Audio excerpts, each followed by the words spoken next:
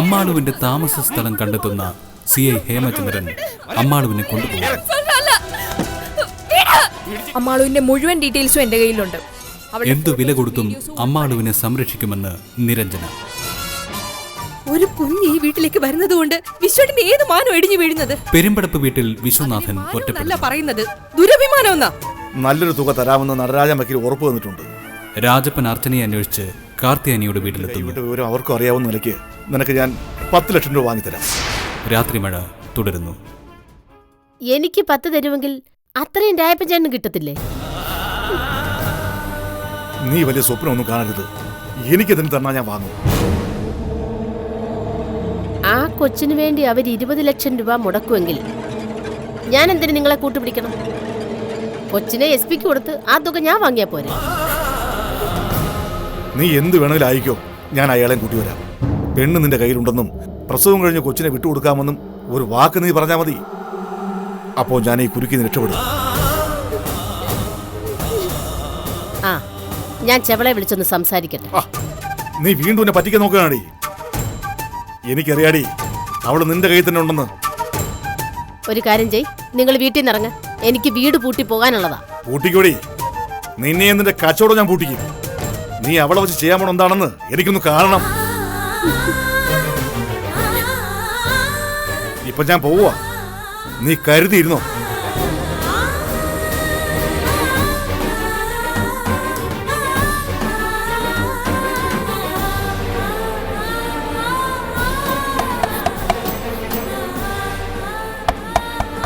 അച്ഛനെ, എടി ഞാനാ, കഥ തുറക്ക്.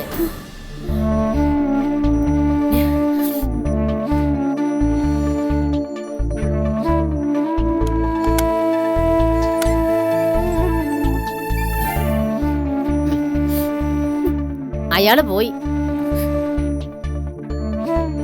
ചിറ്റപ്പം വന്ന് വാതിൽ തട്ടുമെന്ന് ഞാൻ പേടിച്ചു. പലവട്ടം ഇതിനകത്ത് കയറി നോക്കിയതല്ലേ.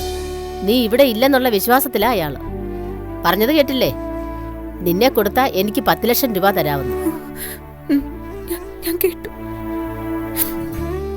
ഈ വാതിലൊന്ന് തുറന്നാ എന്റെ കയ്യിലോട്ട് വരാൻ പോകുന്നത് 10 ലക്ഷമായിരുന്നു. ഞാനല്ലാതെ മറ്റാരെങ്കിലും ആയിരുന്നെങ്കിൽ അത് ചെയ്തേനെ. പക്ഷേ ഞാനത് ചെയ്യില്ല. കാശിന് ആർക്കാടി ആവശ്യമില്ലാത്തത്? നാണവും മാനവും കളഞ്ഞേ കള്ളു കച്ചവടം നടത്തുന്നവളാ ഞാൻ. പക്ഷേ എനിക്കൊരു മനസ്സുണ്ടെന്ന് നിനക്കിപ്പം മനസ്സിലായില്ലേ? ചേച്ചിയെ വിശ്വസിച്ചല്ല ഞാനിവിടെ ജീവിക്കുന്നത്. ചേച്ചി എന്നെ കൈവിട്ട് കളയില്ലെന്ന് എനിക്കറിയില്ലേ. ഇന്നത്തെ കാലത്ത് ആരും ഇതൊന്നും ചെയ്യത്തില്ലടി. നീ ഒന്ന് ആലോചിച്ച് നോക്കിയേ. ഞാൻ നിന്നെ പിടിച്ചു കൊടുക്കേണ്ടി വരുന്നതേ വേറെ ആർക്കും അല്ല, നിന്നെ ഇവിടെ കൊണ്ട് നിർത്തിയ നിന്റെ ചിറ്റപ്പന്റെ കയ്യിലാ. അതുകൊണ്ട് അങ്ങനെ ചെയ്താലും എനിക്ക് കുറ്റബോധം തോന്നേണ്ട ഒരു കാര്യവുമില്ല. എന്നാ ഞാനത് ചെയ്യത്തില്ല. പക്ഷേ നിന്റെ മനസ്സിലാ നന്ദി ഉണ്ടാവണം. എനിക്ക് ജീവനുള്ള കാലത്തോളം കാർത്തുവച്ചിയോട് എനിക്ക് നന്ദി ഉണ്ടാവും. നീ എന്നെ വെട്ടിച്ച് കടന്നു കളയാതിരുന്നാ മതി. അഥവാ നീ പോകുന്നെങ്കിൽ എന്നോട് പറഞ്ഞിട്ട് വേണം. നിന്നെ ഞാൻ തടയത്തില്ല. ഞാൻ പോവില്ല. ചേച്ചി എന്നെ ഉപേക്ഷിക്കാതിരുന്നാ മതി. എന്നും ചേച്ചിക്കൊപ്പം ജീവിക്കണം എന്നുള്ള ആഗ്രഹമേ എനിക്കുള്ളൂ. ചേച്ചിയിൽ നിന്ന് കിട്ടുന്ന സംരക്ഷണം വേറെ ആരും എനിക്ക് തരില്ല. ഈ കടമൊക്കെ വീട്ടാൻ ചേച്ചി എനിക്കൊരു അവസരം തന്നാൽ മാത്രം മതി.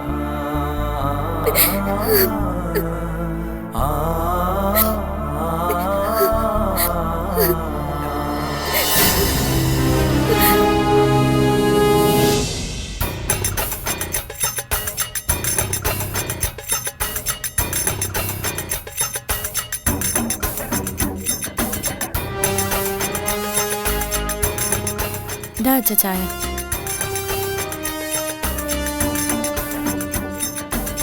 നിന്റെ തള്ളക്ക് എന്നെ കാണുന്നതും ചതുർത്തിയോടി.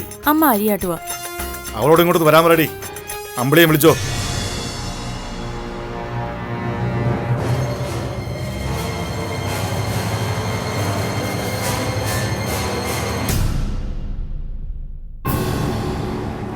അച്ഛൻ ആലോചന നിർത്തി കാര്യം പറ. ഈ നാട്ടിൽ കിടന്നിട്ട് നിങ്ങൾക്കൊരു പ്രയോജനം ഉണ്ടാകാൻ പോകുന്നില്ല. അതിപ്പോഴാണോ അച്ഛന് മനസ്സിലായത്? അന്ന് അങ്ങനെ ഒരു സാഹചര്യത്തിൽ വരേണ്ടി വന്നതല്ലേ. ഇപ്പൊ എന്താ ആ സാഹചര്യം അല്ലേ ഉള്ളത്? സാഹചര്യമൊക്കെ മാറി. എങ്ങനെ മാറിയെന്നാ? SP-യുടെ മോന്റെ കല്യാണം കഴിഞ്ഞു. ഇനി അർച്ചന പ്രസവിച്ച് ആ കൊച്ചിനെയും കൊടുത്താ നമുക്ക് ഈ മലയിറങ്ങാം.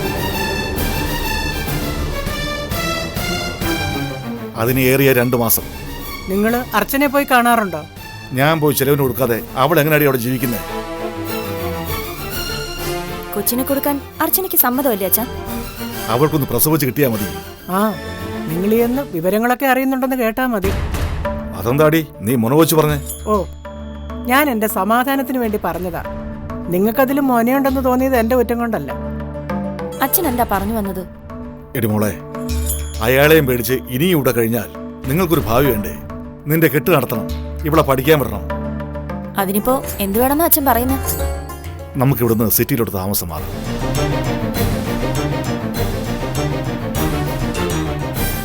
എന്താടി മോളെ, നിനക്ക് പഠിക്കണ്ടേ? എനിക്കിനി പഠിക്കണ്ട, പഠിച്ചതൊക്കെ തന്നെ ധാരാളം. ഇവിടുന്ന് എങ്ങോട്ടാ പിള്ളേരെ കൊണ്ട് പോകുന്നത്? പഴയ പോലെ വാടക വീട്ടിലേക്കോ? തൽക്കാലം വാടക വീട് എടുക്കാൻ വേണ്ടി. ഈ സ്ഥലവും വീടും വിൽക്കുന്ന താമസമല്ലേ ഉള്ളൂ. ആ, നമുക്ക് വേറൊരു വീട് വാങ്ങിക്കൂടെ? എന്താ ഇപ്പൊ ഇങ്ങനെ ഒരു ആലോചന തോന്നാൻ? അതൂടെ പറ. പറയുന്ന കേക്ക്. എനിക്കിവിടെ കെട്ട് നടത്തണം, അമ്പിളിയുടെ പഠിപ്പ് നോക്കണം. മക്കളുടെ ഭാവി ഓർത്ത് വിഷമിക്കുന്ന ഒരു അച്ഛൻ. ഇവിടുന്ന് പോകാൻ നിങ്ങൾ വെപ്രാളം കൂട്ടുന്നെങ്കിൽ എന്തോ തക്കതായ കാര്യമുണ്ട്, അതാദ്യം പറ. എടി മോളെ, ഇവള് പറയുന്നത് കേട്ടില്ലേ? പിള്ളേര് രക്ഷപ്പെട്ടെന്ന് കരുതി ഞാനൊരു നല്ല കാര്യം പറഞ്ഞപ്പോ നീ എന്നെ സംശയിക്കുന്നോടി. നിങ്ങൾ ആദ്യം പോയി ഇതിനേക്കാൾ കൊള്ളാവുന്ന ഒരു വീടും പറമ്പും വാങ്ങിയിട്, എന്നിട്ട് ഞാൻ വരാം.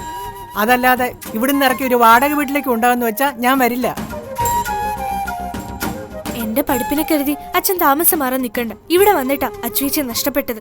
അച്ചുവേച്ചി ഇല്ലാതെ അച്ഛൻ വിളിക്കുന്ന ഒരു സ്ഥലത്ത് ഞാൻ വരില്ല. ഇവിടുന്ന് ഒളിച്ചോടി പോകാൻ മാത്രം എന്ത് കാര്യം ഇപ്പൊ ഉണ്ടായേ? നിങ്ങൾ അത് പറ. നന്നായി ജീവിക്കണമെന്ന മോഹവും നിനക്കില്ലേടി? മാറണേ ഇങ്ങോട്ട്.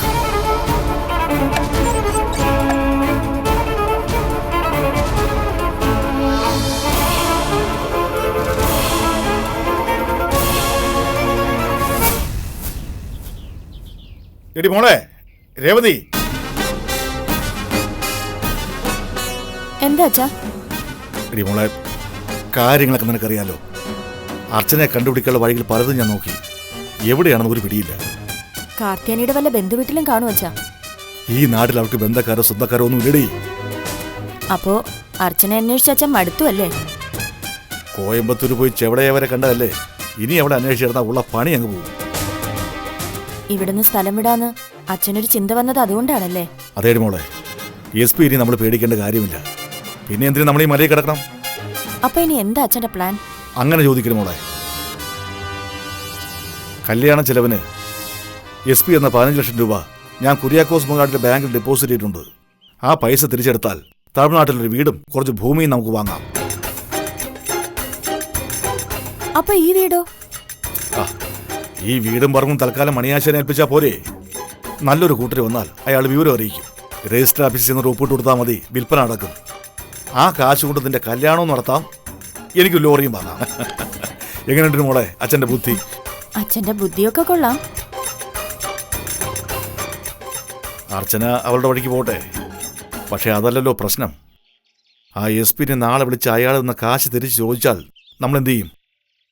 വീടും പറമ്പും പോവും, ബാങ്കിലുള്ള 15 ലക്ഷവും പോവും. അർച്ചന കൈവിട്ട് പോയെങ്കിലും ഇപ്പോൾ നമ്മൾ ജയിച്ചിരിക്കാടി മോളെ. പിന്നെ ശ്യാമള കയറി ഇടങ്ങേറിയിരിക്കുക. നീ സ്ട്രോങ് ആയിരുന്നാ നമുക്കവളെ അടിച്ചൊതുക്കാം. എത്രയും വേഗം സ്ഥലം വിടണം മോളെ. അർച്ചന കാർത്തിയാനിയുടെ വീട്ടിലുണ്ടെന്നല്ലേ അമ്മയും അമ്പിളിയും വിശ്വസിക്കുന്നേ? അവരങ്ങനെ കരുതിക്കോട്ടെ, നമുക്കെന്താ? അങ്ങനെ ഒരു വിശ്വാസം ഉള്ളപ്പോ അവർ രണ്ടുപേരും നമ്മൾ പറയുന്ന കേക്കില്ല അച്ഛാ. വിളിച്ച അവര് കൂടെ വരുത്തൂല്ല.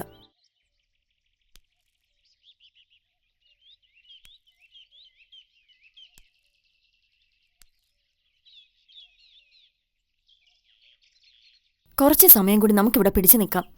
അതിനിടയിൽ SP പണം ചോദിച്ചാ അച്ഛൻ പറയുന്ന പോലെ ചെയ്യാം. നിന്റെ തീരുമാനം അങ്ങനെയാണെങ്കിൽ ഇനി ഞാനെന്ത് പറയാനാ?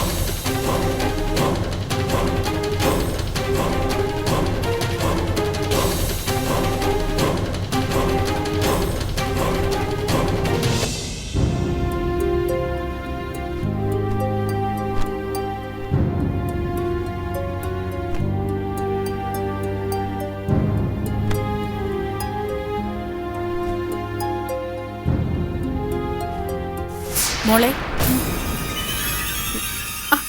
നിന്നെ ഒരാളെ കണ്ട കാണാത്ത മട്ടിൽ അങ്ങനെ പോകാമോ? നിങ്ങൾക്ക് എന്താ വേണ്ടേ? ഓ, എനിക്കൊന്നും വേണ്ട. പക്ഷേ എന്നെ കൊണ്ടുള്ള ഗുണം നിനക്കാ. നീ എന്റെ കൂടെ വാ മോളെ. നിങ്ങളുടെ കൂടെ ഞാൻ എവിടെ വരണമെന്നാ പറയുന്നേ? ഓ പിന്നെ ഒന്നും അറിയാത്ത പോലെ. നിങ്ങൾക്ക് ആള് തെറ്റി, അതാ നിങ്ങൾ എന്റെ പിന്നാലെ ഇങ്ങനെ നടക്കുന്നത്. എനിക്ക് ആള് തെറ്റിട്ടൊന്നുമില്ല. അന്ന് കാർത്തിയാനിയെ ഓടിച്ചിട്ട് പിടിച്ച് വണ്ടി കയറ്റിക്കൊണ്ട് വന്ന് ഞാൻ കണ്ടതല്ലേ. അവളെ എന്താ പറഞ്ഞത്? അവളുടെ സഹോദരൻ ഒരാഴ്ച കഴിഞ്ഞ് കെട്ടാൻ പോകുന്ന പെണ്ണാ നീയെന്ന്. എന്നിട്ടെന്താ, കെട്ട് കഴിഞ്ഞോ? ഞാനിത് ഒരുപാട് കണ്ടതാ. കള്ളു കാർത്തിയാനിക്ക് ബന്ധക്കാരോ സ്വന്തക്കാരോ ഇല്ലെന്ന് എനിക്കറിയാം. അവള് നിന്നെ മറ്റെവിടുന്ന് ചാടിച്ചോണ്ട് വന്നതാന്നും മനസ്സിലായി. നിങ്ങളൊന്ന് പോയേ. ഓ, ഞാൻ പോയേക്കാം.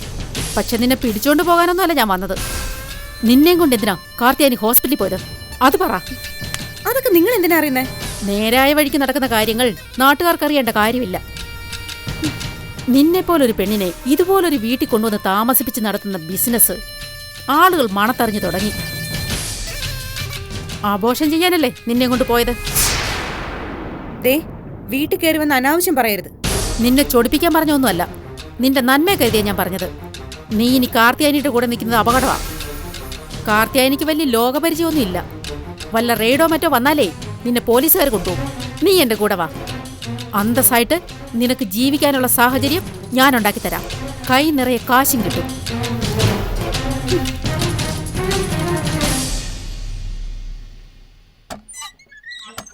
എടിയൊന്ന് നിന്നേ.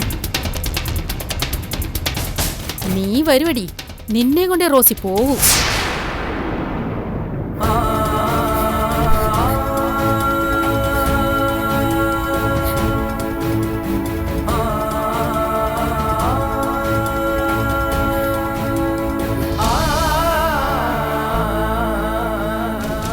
നമ്മള് നാടടുത്ത് അന്വേഷിക്കുമ്പോ പെണ്ണ് കാർത്തിയാനയുടെ വീട്ടിൽ തന്നെ കാണൂരായപ്പോ ഞാൻ കയറി നോക്കിയതല്ലേ. അവളോട് താമസിപ്പിച്ചോണ്ട് കാർത്തികാനി കള്ളം പറയാൻ പറ്റില്ല. എന്തിനും പോന്നവളാ ആ കാർത്തിയാനി. അതെ, അവളെ അത്രയ്ക്കങ്ങ് വിശ്വസിക്കണ്ട. SP ആളുകളും കാർത്തിയാനിയുടെ വീട്ടിലെത്തിയതല്ലേ വാച്ചറെ. അവൾ അവിടെ വച്ചോണ്ടിരിക്കുന്ന ധൈര്യമൊന്നും അവൾക്കില്ല. ഇങ്ങനെ ഒരു പ്രശ്നം വന്നപ്പോ രായപ്പൻ ഞങ്ങളോട് ഒരു അത് വാക്ക് ശരിയാ. പറയണ്ടായിരുന്നു. കാർത്തിയാനിയുടെ വീട്ടിൽ കൊണ്ടുവിടാൻ ഞാൻ സമ്മതിക്കില്ലായിരുന്നു. അവളെ കൊണ്ടു നിർത്താൻ എനിക്ക് വേറെ സെറ്റപ്പ് ഉണ്ടായിരുന്നു. ഇനിയിപ്പോൾ അതൊന്നും പറഞ്ഞിട്ട് കാര്യമില്ല. നിങ്ങളെപ്പോലെ മാന്യമായിട്ട് ജീവിക്കുന്നവരെ ബുദ്ധിമുട്ടിക്കണമെന്ന് കരുതി. ചിലപ്പോ പെണ്ണിനെ കാർത്തിയാനി നാട്ടിലേക്ക് അയച്ചതാവും.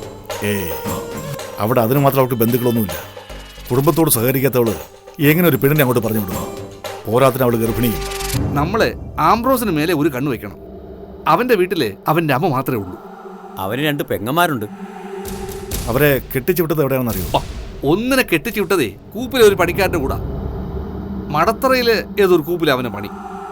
വേറൊന്നിനെ കെട്ടിച്ചു വിട്ടത് എവിടാന്ന് അറിയത്തില്ല. ആ വഴിക്കൊരു അന്വേഷണം വേണം. അവളെ എനിക്ക് കണ്ടുപിടിച്ചേ പറ്റൂ. കുറച്ച് ദിവസത്തേക്ക് വണ്ടിയിൽ നിറങ്ങി നിൽക്കാൻ എൻ്റെ തീരുമാനം.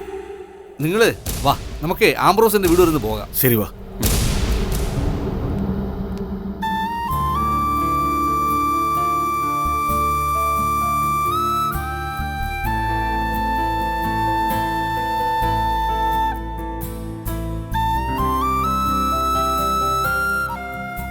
നേരം വിളക്കുമ്പോൾ കയറി വന്നോളും മനുഷ്യനെ മെനക്കെടുത്തിക്കാൻ. പൊക്കൊന്നും വേറെ യാതൊരു പണിയുമില്ല. ദേ, ആ പെണ്ണ് വരുന്നുണ്ട്. ഇതൊരു ശല്യമായല്ലോ. അതൊരു പാവം കുട്ടിയല്ലേ ചേച്ചി? നിനക്ക് അവളോട് ലോഹ്യം കൂടാനുള്ള സാഹചര്യം അല്ല ഇവിടെ ഉള്ളത്. എനിക്ക് ചിലതൊക്കെ അറിയാം. എന്താ ചേച്ചി? ഞാനത്ര പൊട്ടിയൊന്നും അല്ലെന്ന് നീ മനസ്സിലാക്കിക്കോ. എന്തുവേടി ഇതിനകത്ത്? രാവിലെ ഞാനും അമ്മയും കൂടി അച്ചൻകോലി പോയിരുന്നു. അതിന്? അച്ചൻകോവിൽ അമ്പലത്തിലെ പ്രസാദം ഇത്. നിന്നോട് പൂജ നടത്താൻ ഞാൻ പറഞ്ഞില്ലല്ലോ. ശബരിമല സീസൺ അല്ലേ ചേച്ചി, ഞങ്ങളിന്ന് തൊഴാൻ പോയതാ. ദാ ചേച്ചി, ഇന്ന് ക്ലാസ്സിന് പോണം. ഞാൻ പോട്ടെ? ശരി മോളെ. നിക്ക്. രായപ്പന്റെ വീടുമായി നിനക്കിപ്പോഴും ബന്ധമുണ്ടല്ലേ? രായപ്പന്റെ ഇളയ മോളും ഇവളും ഒരേ ക്ലാസ്സിലാ പഠിക്കുന്നത് എനിക്കറിയാം. ഇവിടുത്തെ വിശേഷങ്ങൾ ഇവൾ അവിടെ എത്തിക്കും എന്ന് വെച്ചാ നിന്റെ വിശേഷങ്ങൾ അവരറിയുന്നുണ്ടെന്ന് എനിക്ക് മനസ്സിലായിന്ന്. ഞാനതിന് എന്ത് ചെയ്യാനാ ചേച്ചി? അമ്പിളി ഇന്ദുവും ഒരേ സ്ഥാപനത്തിലാണ് പഠിക്കുന്നത്. പക്ഷേ അമ്പിളി എന്റെ അനിയത്തിയാണെന്ന് ഇന്ദുവിനറിയില്ല. ഞാനത് പറഞ്ഞിട്ടില്ല ചേച്ചി. സത്യം. എനിക്ക് എങ്ങനെ പറയാൻ കഴിയും? നീ സൂക്ഷിച്ചാൽ നിനക്ക് നല്ലത്. ഞാൻ ഈ പെടാപ്പാട് പെടുന്നത് എനിക്ക് വേണ്ടിയല്ല. നിന്നെപ്പറ്റി ഒരു വിവരവും ഇല്ല നടക്കുവ രായപ്പൻ. അവളതൊരിക്കലും ചിറ്റപ്പനോട് പറയില്ല ചേച്ചി. എന്താ അതിൽ നിനക്ക് ഇത്ര വിശ്വാസം? നിന്നെ വിറ്റ് കിട്ടുന്ന കാശുകൊണ്ടേ മക്കളെ ഇറക്കി വിടാനാ രായപ്പന്റെ പദ്ധതി. മൂത്ത പെണ്ണത് നന്നായിട്ടറിയാം. അവളിപ്പോ ചിറ്റപ്പന്റെ സൈഡ് അല്ല ചേച്ചി. ഇത്രയൊക്കെ അനുഭവിച്ചിട്ട് നീ ഈ ലോകത്തൊന്നും അല്ലേ പെണ്ണ ജീവിക്കുന്നത്? ചുമ്മാതല്ല വയറ്റൊരു കൊച്ചിനെ ചുമന്നുകൊണ്ട് നടക്കുന്നത്. രായപ്പൻ മണത്തറിയും എന്നുള്ള കാര്യത്തിൽ എനിക്ക് ഒരു സംശയവുമില്ല. നീ ഇങ്ങനെ തുടങ്ങിയ ഞാൻ എന്ത് ചെയ്യാനാ? ഇനി ഞാൻ ഇന്ദുവിനോടൊന്നും പറയില്ല ചേച്ചി. ഇന്ദുവിന്റെ ഇങ്ങോട്ടുള്ള വരവ് നിർത്തിക്കോണം. അത് ഞാൻ മുഖത്ത് നോക്കി എങ്ങനെ പറയാനാ? ഞാൻ പറഞ്ഞ കൂടിപ്പോവും. അവൾ ഇനി വരുമ്പോ നീ പറഞ്ഞോണം അവൾ ഇവിടെ വരുന്ന എനിക്കിഷ്ടമല്ലെന്ന്. അങ്ങനെ പതുക്കെ പതുക്കെ അവളെ ഇവിടുന്ന് അകറ്റി നിർത്തണം. മനസ്സിലായോ? എല്ലാരും രായപ്പനോട് പറയത്തില്ലെങ്കിലും അവര് സംസാരിക്കുന്ന രായപ്പൻ കേട്ടാ പോരെ. വേണ്ടേ? ഞാനൊരു കാര്യം പറഞ്ഞേക്കാം. കൊച്ചിനെ നിനക്ക് വേണമെങ്കിൽ ഞാൻ പറയുന്ന അനുസരിക്കണം. മനസ്സിലായോ? ഞാൻ പറയാം ചേച്ചി. ആ, പറഞ്ഞാ നിനക്ക് കൊള്ളാം.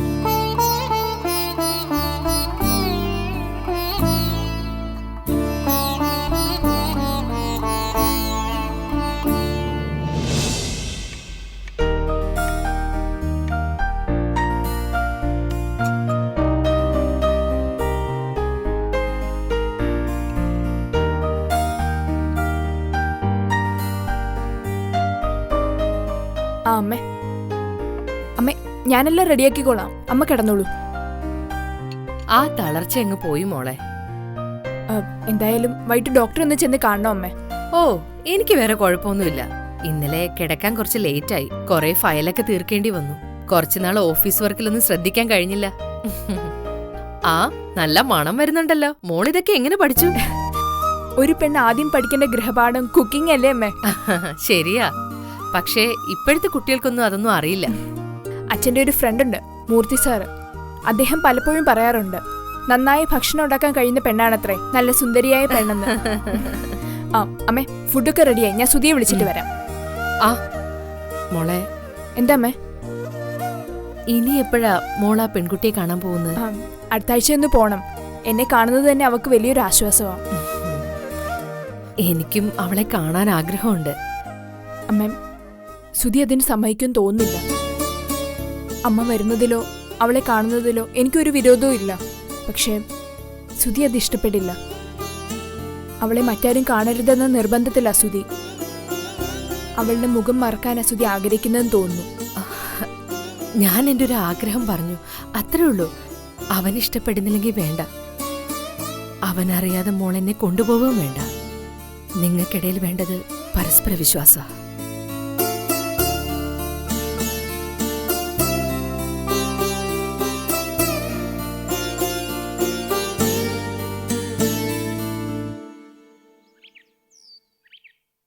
ഞാൻ എല്ലാ അർത്ഥത്തിലും തയ്യാറായി കഴിഞ്ഞു. ഇനി എനിക്ക് വിസ കിട്ടിയാൽ മാത്രം മതി. Okay, thank you. വിവാഹ ചടങ്ങിന് ഞാൻ അവിടെ ഉണ്ടാവും. ശരിടാ. ആകാശാണല്ലേ? അതെ, 2 മാസത്തിനുള്ളിൽ എനിക്കുള്ള വിസ വരും. അവൻ മറ്റെന്തൊക്കെയോ വഴികൾ നോക്കുന്നുണ്ട്. പിന്നെ കുഞ്ഞിനെ ഏറ്റെടുത്തിട്ടേ സുധി പോകാവൂ, അല്ലെങ്കിൽ ഞാൻ ഒറ്റപ്പെട്ടു പോവും. അതിനിനി സമയമുണ്ടല്ലോ. ഞാൻ ആഗ്രഹിക്കുന്നത് സുധി കൂടി 1-2 ആഴ്ച ഞങ്ങൾക്കൊപ്പം വന്ന് താമസിക്കണമെന്നാ. 2 ആഴ്ച കിട്ടിയില്ലെങ്കിലും കുറച്ചു നാളതിന് കഴിയുന്ന എൻ്റെ പ്രതീക്ഷ. അതിന് കഴിയണം സുധി. കുഞ്ഞിനെ സുധി ഒന്ന് കാണണം. സുധി പോകുമ്പം നമുക്ക് പിറന്ന കുഞ്ഞാണെന്നുള്ള ഫീൽ സുധിയുടെ മനസ്സിലുണ്ടാവണം. വെറുതെ ഒരു വേഷം കെട്ടലല്ല നമ്മൾ ചെയ്യുന്നത്. കുഞ്ഞിനെ നമ്മുടെ ഇടയിൽ കിടത്തി ഉറക്കണം. സുധി പോയാലും ആ നിമിഷങ്ങൾ എനിക്ക് കൂട്ടായി മനസ്സിൽ വേണം. പിന്നെ നമ്മുടെ കുഞ്ഞിനൊരു പേരുകൂടി കണ്ടെത്തിയിട്ടേ സുധി പോകാവൂ. പേരിടുന്നൊക്കെ ഞാൻ തനിക്ക് വിട്ടു തന്നിരിക്കുന്നു. നിന്റെ കുഞ്ഞിന് നീ പേരിട്ടോ എന്ന ആറ്റിറ്റ്യൂഡ് പാടില്ല സുധി. നമ്മൾ എങ്ങനെ ജീവിച്ചാലും സമൂഹത്തിന്റെ മുന്നിൽ ആ കുഞ്ഞിന്റെ അച്ഛൻ സുധിയാ. ലീഗലി ആയാലും അതങ്ങനെ വരത്തുള്ളൂ. നാളെ നമ്മൾ വഴിപിരിഞ്ഞാലും എനിക്കോ സുധിക്കോ മാറ്റി പറയാൻ കഴിയില്ല. ഒരു കുഞ്ഞിനെ നമ്മൾ കയ്യേറ്റതായി സുധി ഒരിക്കൽ പോലും ചിന്തിച്ചു കളയരുത്. ഇതെന്റെ ഒരു അപേക്ഷയാണ്. അതിനുവേണ്ടിയല്ലല്ലോ നമ്മൾ കുഞ്ഞിനെ സ്വീകരിക്കുന്നത്. പ്രസവിച്ചില്ലെങ്കിൽ കൂടെ എളുപ്പത്തിലൊരമ്മയാവാൻ ഒരു സ്ത്രീക്ക് കഴിയും. അവളുടെ കയ്യിൽ ഒരു കുഞ്ഞിനെ കിട്ടിയാൽ മാത്രം മതി. അതാണ് പെണ്ണിന്റെ മനസ്സ്. എന്നാൽ തൻ്റേതല്ലാത്ത ഒരു കുഞ്ഞിന്റെ അച്ഛനാവാൻ ഒരു പുരുഷനും കഴിയില്ല. സുധിയുടെ മനസ്സ് സഞ്ചരിക്കുന്ന വഴി ഏതാണെന്ന് എനിക്കിപ്പോഴും അറിയില്ല. ഞാൻ ഏത് വഴിക്കോ പൊക്കോട്ടെ, നിരഞ്ജനയ്ക്ക് ഒരു പ്രയാസവും വരുത്തില്ലെന്ന് വാക്ക് തന്നിട്ടുണ്ട് ഞാൻ. എന്താ ഇപ്പോഴത്തെ നിന്റെ പ്രശ്നം? കുഞ്ഞിന്റെ പേരാണ്. ആൺകുഞ്ഞാണെങ്കിൽ പേര് ഞാനിട്ടോളാം. അതിന് ഏറ്റവും നല്ല പേര് എൻ്റെ മനസ്സിലുണ്ട്. പറ കേക്കട്ടെ. കയ്യിൽ വരാത്ത കുഞ്ഞിനെക്കുറിച്ച് ഇത്രയും സ്വപ്നം കാണണോ? ഞാൻ ആ ദിനെ വയറ്റിക്കൊണ്ട് നടക്കുന്നേ. പിന്നെ സുധിക്ക് പറഞ്ഞാ എന്താ? ആൺകുഞ്ഞാണെങ്കിൽ അവന് ചേരുന്ന പേര് നിരഞ്ജൻ എന്നാ. നിരഞ്ജൻ. നിരഞ്ജൻ എനിക്കിഷ്ടായി. പെൺകുഞ്ഞാണെങ്കിൽ നിരഞ്ജനയുടെ ചോയ്സ്.